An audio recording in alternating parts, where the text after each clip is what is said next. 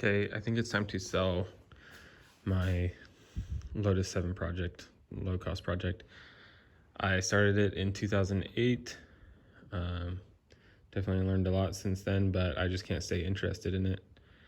And I kind of work on it a little bit and then I don't touch it for 6-8 months, a year, and then I work on it a little bit and then I don't touch it. So we're like 12 years later and we have a chassis with suspension and the shocks are not installed, so it's just kind of sitting on blocks currently. So what we have is it's Miata based.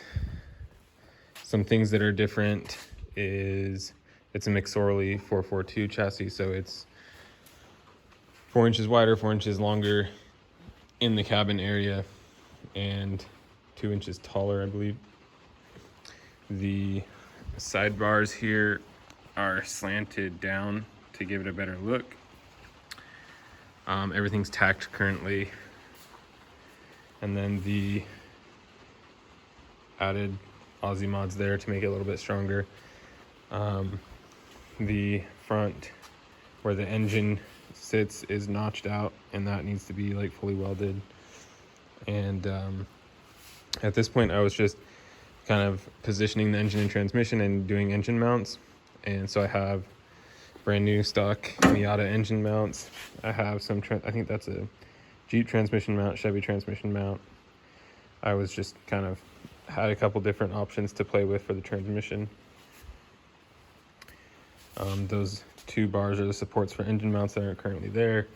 We have an X-brace on the bottom in front of the oil pan. We have Kinetic Vehicles front A-arm kit that is all tacked together. The lower control arms are fully welded. The tabs on the frame are half welded, and the upper control arms are tacked. The front uprights are Miata painted, and I believe I repacked the bearings. Yeah, I think the bearings have a fresh pack in them, but there's no brakes on the calipers at this time. It's just mocked up. Upper ball joints are the Ford F-250 tie rod ends. Lower ball joints are stock Miata. Both of those are brand new. Let's see what else. Rear suspension, stock Miata subframe, welded in. You could cut it out. Like if you wanted to change it to bolt-in, if you're careful with a grinder, you could cut it out and turn it into a bolt-in. Or if you want to do your own rear suspension, it would take about 30 seconds to cut the whole rear subframe off and do whatever you want with it. As it is, it needs to be braced, and I was planning to brace it with the roll bar mounts going there, and then the coilovers would come up to the roll bar mounts. None of that has been taken apart.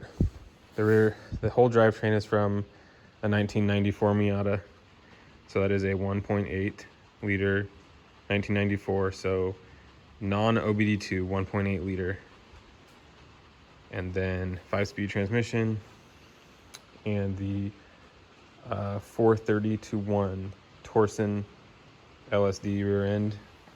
So most of the cost of this is in the drivetrain. The engine I have never separated from the transmission. The car was running and driving when I bought it. I drove the car 3 hours after I bought it home and then played around with it a little bit at home before I took it apart. So everything was working when I took it apart. I did a compression test on the engine. I could throw the numbers up on the screen maybe, but all the cylinders tested out good. I do have pictures of the numbers in case I can't put them on the screen. For coilovers, we have, I can't remember, I think those are Yamaha Raptor remote reservoir for the rear. And then those are GSXR 1000, 1300, I can't remember what for the front. Got some more suspension tabs. That's what's left of the Kinetic front suspension kit. And so those shocks, those Raptor shocks in the back actually got quite expensive on eBay since I bought them. I didn't pay a lot for them, but now it looks like they're getting kind of expensive on eBay. And then those are still cheap on eBay, but they'll go with the car. And then we have, those are the original ball joints that I took out. Have some, the tie rod ends and some other stuff here. I can't remember. But it'll all go with the car. Oh yeah, one of the other modifications to the frame is this, I can't remember what it is, a 2x4 or something like that. Top bar for the roll bar mounts. I liked that a little bit better. What else? The seats that are in there are like early 90s Corolla seats, just taken apart, and they would fit if you just shave down the foam a little bit, make some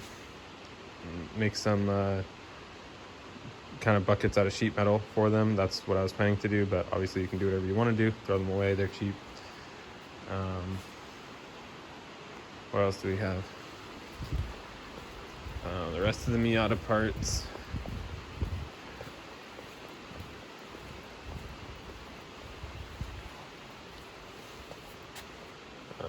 Here's some more wheels. Okay, so that is the full wire harness from the Miata, uncut, and the non-obvious things are labeled. Things like this big orange and purple plug.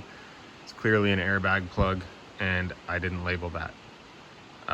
So I cut it on the other side, so the harness is uncut, and I kept the entire plug, both ends, right there, and cut it on the other side so that we have the plugs and pigtails.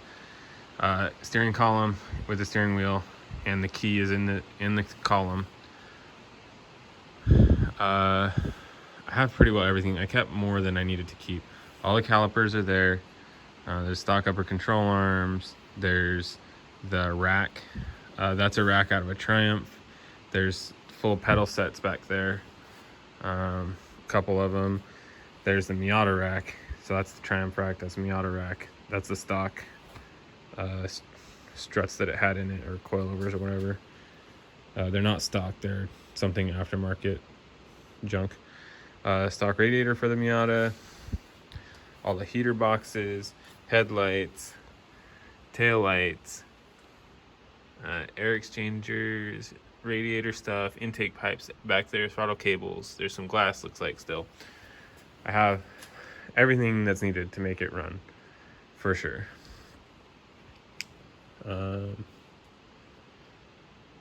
Everything works, so like calipers are all good, steering rack's all good, just needs to be shortened.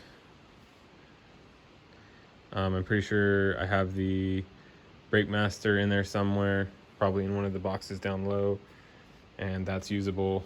You just take the power booster off of it. Some random extra tires here, on any tires, and the wheels that are on it. The wheels are, the rears are NK92s, and the front are a brand called Superlight that are fairly similar, although they're not an exact match to the NKs, but they look pretty close. And the back spacing is, I can't remember, like 1 or 2 millimeter off. They're very, very close to each other. The tires sizes that are on here right now is, let me see.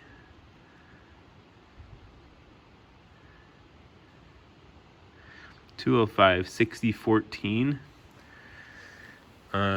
and you could either run that at 205 60/14, or you could run a 205 50/15, which is what I intended it for, but those two sizes are very close in diameter, so they'd be fine. It's set up for 5-inch ride heights to the bottom of the frame, with the oil pan sticking down 1 inch, so the oil pan would be at a 4-inch ride height. And I was going to build like a little brace on the bottom just in case I hit something, but you can put the engine at whatever height you like, since there are no engine mounts in it yet. Don't know if I've got everything. I'm sure I'm missing something. But just ask me.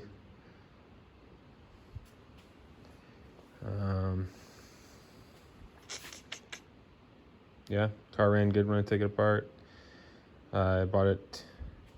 It was like somebody had like just kind of fender bendered it one too many times, and it was way out of alignment, and it had like kind of new tires on it when I got it, and they were like scrubbed clean by the time I got home 3 hours later. So the alignment was totally whacked on that car, but none of those parts ended up in this how it is now.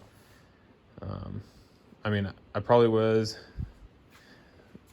going to rebuild the engine at some point, but it has good compression numbers. Honestly, there's nothing wrong with it. You could run it just how it is. Maybe pressure wash it or something, but it's good to go. And those compression tests I did were only like a month or two ago. I can't think of anything else, but yeah, if you have questions, let me know. I think I'm going to want about $2,000 for it with the part, since it has the 430-1 Torsen rear end, the nice 1.8 motor.